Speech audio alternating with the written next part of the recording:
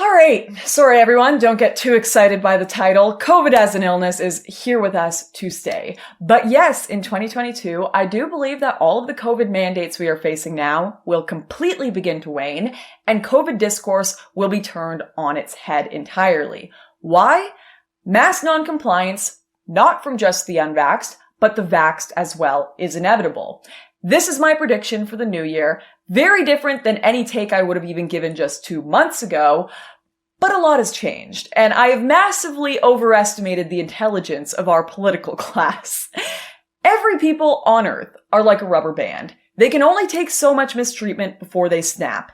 And when that trust between the people and the state snaps, you get two separate worlds. Yes, Mexico may have a government, it may have a lot of laws, but collectively, for the most part, people have just decided not to follow them, making them nearly impossible to enforce, which is very fun for freedoms, but also terrible for people dying of sketchy non-certified Brazilian butt lifts and getting kidnapped by the cartel. So I don't entirely mind that the West historically has had a degree of respect for our institutions and government. That's good. That's a sign that we have a functioning relationship between leaders and members of our society.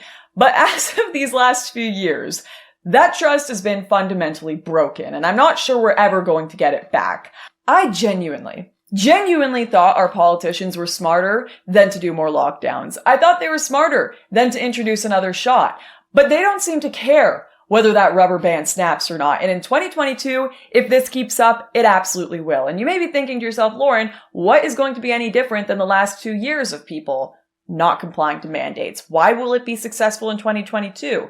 Well, a lot has changed, and I will explain exactly why right after I thank our wonderful sponsor, Noble Gold.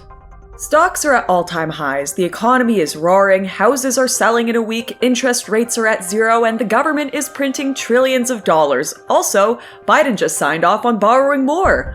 What could possibly go wrong?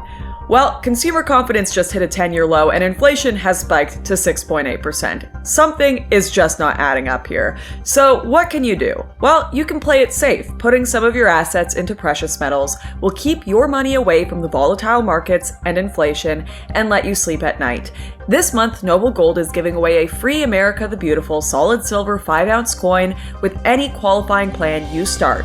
So talk to an expert at Noble Gold today, and they'll run you through the options to keep your money safe. No pressure, no hassling, no call centers. Just a chance to speak to someone who knows what they're actually talking about for once. Start by calling 877-646-5347 or by visiting their website at noblegoldinvestments.com. Because I am currently in BC, Canada, I'm going to use this province as the basis of our analysis. I am not joking. Nearly 100% of people over the age of 70 are fully vaccinated here. And as for 12 and up, it's around 83% vaxxed. And keep in mind, many people to this day believe that if you are vaccinated against COVID, you cannot spread nor catch it, which isn't entirely their fault, as just in March this year, the director of the CDC, Rochelle Walensky, stated, "Our data from the CDC suggests vaccinated people do not carry the virus and do not get sick." Many major outlets repeated this claim, and it was solidified in the public's mind. I talk to people every day who genuinely believe this. And this narrative of vaccines equal everything go back to normal brought massive hope and excitement to people and a huge bolstered support for pretty radical policies like vaccine passports, which we now have here in Canada. And of course, those passports came with promises.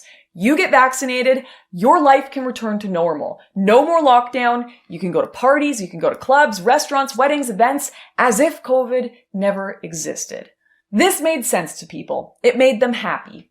People like simple solutions. We're Pavlovian dogs. I hear bell, I get food. I salivate when I hear bell. Simple as. For those who are a bit more skeptical about this simple solution though and didn't want to partake, well, you had a situation where the majority were suddenly pitted against a minority. Just do it, guys. If you're hungry, listen for the bell, salivate, food. It's not rocket science, Fido. You want Christmas, you want to see Spider-Man, get your passport. Look at us. We're fine. It's working out great. Yet a few dogs in this Pavlovian experiment continued to disagree, saying, I don't know, man.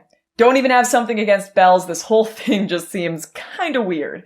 In British Columbia, pretty much everyone in that camp was socially outcasted. Until about 3 days before Christmas. something happened that no one expected. Despite 99% of the elderly vulnerable being vaccinated and like 80% of the rest of the eligible population, the health officer of BC Canada, Bonnie Henry, announced a full lockdown for the holidays and New Year's, regardless of your vaccination status. No indoor organized gatherings of any size, including weddings, receptions, and parties. Bars and nightclubs closed. Gyms, fitness centers, and dance studios shut. Seated events only 50% capacity because science, I guess.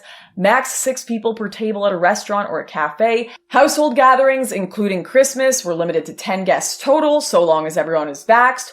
All New Year's Eve events canceled. And don't forget, BC vaccine card necessary to get into all of your canceled events. Sports tournaments and associated travel suspended. No mixing of tables at restaurants. All of this in place from December 22nd until January 31st, 2022. Oh, but you know what you can do? You could go to the casino in BC and get totally wrecked with the lads if you want, because once again, science. As you can imagine, this did not go over well, especially with the vaccinated. I mean, people had bought tickets from overseas across the country to come to parties that had now been made illegal with only 3 days notice. I mean, the anti-mandate unvaxxed were already unhappy, but the vaxxed, well, now they've been betrayed. Here's the Vax Card benefits chart. As you can see, almost every single one of these benefits has been taken away or restricted. CBC, which has a heavily pro-mandate audience, literally had to limit comments on their post announcing this because people were so upset. I got vaxxed so I could do all this stuff, because I was told if so, we'd be able to. This is ridiculous. BC has a 90% vaccination rate with a vaccine passport and permanent mask mandate. The restrictions did not stop COVID before, so what's different this time? I have been respectful and compliant. But this is ridiculous. Taking away positive outlets from your community, there is no reason why you can't remain open with booked time slots, physical distancing, and limited capacity. You can't go to a gym, but you can go to a stadium with 9,000 screaming drunk fans? This makes so much sense. Taking away our gyms is beyond cruel. We can book appointments, clean, wear masks. We need to exercise for our immunity and our mental health. It is raining out and we cannot work out outdoors in the winter. And not everyone has space for an at-home gym. Good point, dude. Especially considering the highest comorbidity for COVID after elderly-related issues is obesity. I gotta say, I have never seen so many people completely flip their opinion on an issue in a single night. I know people who were first in line to get their boosters who are now having massive New Year's parties because they've just decided they simply don't trust any government health mandates anymore. There was literally a suggestion at one point that people hold their Christmas parties outside. I'd like you to just take a look at the weather in Alberta right now. But anyways, I don't know anyone who canceled their Christmas plans. Every single comment on mainstream sources about the new lockdown are people screaming betrayal, and no one should be surprised by this reaction. Let's take a quick look at a timeline of goalpost moving over the last 2 years. Listen, COVID is terrifying, so we need 2 weeks to stop the spread of this thing. All right, guys? All right. So it's kind of been a year now, not 2 weeks of lockdown, which is a bit weird, and I'm happy to do whatever needs to be done for others' health. But data is showing that COVID actually isn't that dangerous for someone in my age group. So do you think I could maybe just open my business again and not go bankrupt? Whoa, it is still dangerous for people over 60. Think of the elderly, stay locked down and get vaccinated unless you want to kill grandma. Okay, we did all that. It's been 2 years now, and in BC, literally 100% of the elderly are vaccinated. Isn't that awesome? Hold your horses there. The unvaccinated are still spreading COVID everywhere and overwhelming hospitals. Okay, sure, yeah, that makes sense. That's why we made a rule where only the vaccinated could go out to events, restaurants, and travel, right? Cool, 80 to 90% of us got our passports. Can we get on with life now? Got a little something to tell you. We're gonna have to backtrack on a few things here. Turns out the vaccinated are actually spreading COVID too now. Yes, the risk is reduced in transmission, but we're gonna need everyone despite vax status to wear a mask, social distance, take PCR tests before travel, and lock down sporadically. Okay, we'll do that, I guess, but the majority of us who are vaccinated won't be serious cases anyways, right? So we can still go out and get on with life, right? Not exactly. You see, there's this new variant, just like the week before and the week before that, and your vaccine effectiveness also reduces over time. Gotta go. What? So wait, I just have to go get a booster or something? Is that once, forever? I mean, I guess I'll go do that. You're too funny. Really cute that you got a booster and you've done everything we told you to, but you, your New Year's party, it's canceled, even if everyone's vaccinated there, and even though we promised you could have it, if you get your Vax Pass, you, our promises, now give us your tax dollars and go weep at the casino, peasant, and don't you dare think about crying at the gym. What? People are starting to catch on that this really doesn't seem like it's ever going to end. And while at the beginning of this video I kept making the Pavlovian dog analogy, funny enough, Pavlov's experiments with dog drool went well beyond just ringing a bell. And I actually think our situation is more similar to his other, more morbid experiments where, like Fauci, he removed dogs' esophaguses and put holes in their throats to see if they'd keep salivating while eating, even if the food never reached their stomachs. That's us. That's us right now. Will they keep jumping through the hoops, even though the promise of their desperately needed community, physical health, and family time keeps falling through the hole of betrayal we cut in their throats? Well, actually, we do notice. Only unlike our furry friends, humans hold grudges when they feel they've been duped. Truth is, there is no do X and mandates end, because right now it's looking logically impossible, especially with the new information we're gathering, particularly around waning vaccine effectiveness.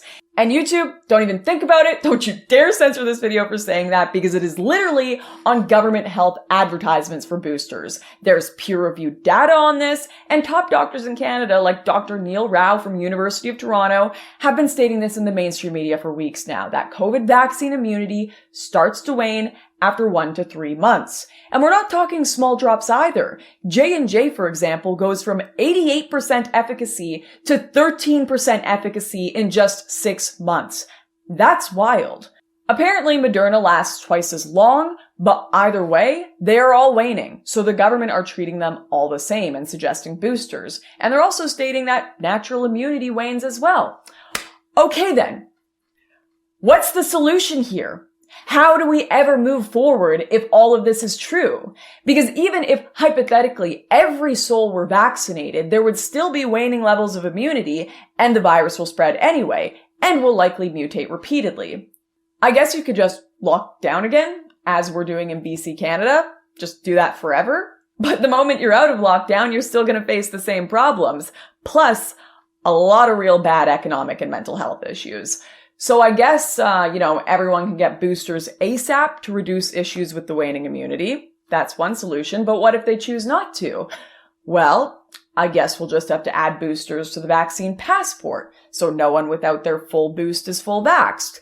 But then, as Dr. Neil Rao states from the article I cited earlier, if the full vaccines have waning immunity after just a month or two, a small booster is not going to change much. So perhaps we'll need a vaccine passport that expires every 3 months, unless you get boosted repeatedly during the year, maybe every month.